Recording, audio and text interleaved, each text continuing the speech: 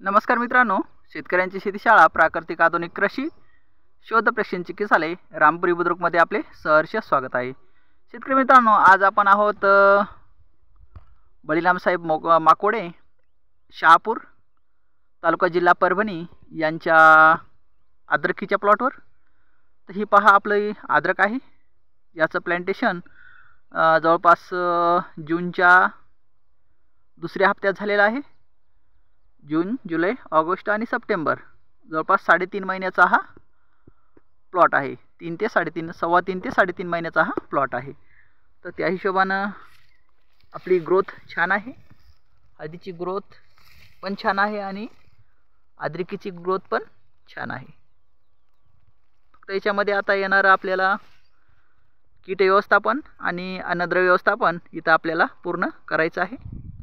यामध्ये पिकाच्या वाढीची योग्य अवस्था, पिकाची वाढीची व्हेजिटेरियन ग्रोथ, पिकाची वाढीची अवस्था आणि कालावधी, प्लांट डायव्हर्सिशन म्हणजेच क्रॉप लाईन सर्व्हिस, जी प्लांटची जी मॅच्युरिटी आहे ही लागवडपासून ते हार्वेस्टिंग, लागवड ते हार्वेस्टिंग किती दिवसाची आहे आणि त्यानुसार आपल्याला खताचं प्रमाण हे पुरवायचं असतं।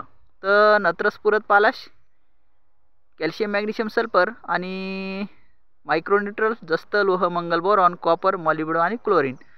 तर हे 4 भागामध्ये याचं डिवायडेशन करायचं, कशाचं? अन्नद्रव्य व्यवस्थापनाचं।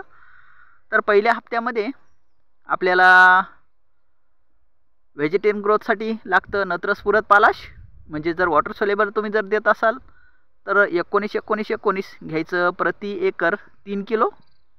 त्याच्यानंतर दुसरा डोस 12-61-0 किंवा 13-40-13, तिसरा डोस 0-52-34 किंवा 13-40-13, चौथा डोस 0-0-50 किंवा पोटॅशियम शोनाइट।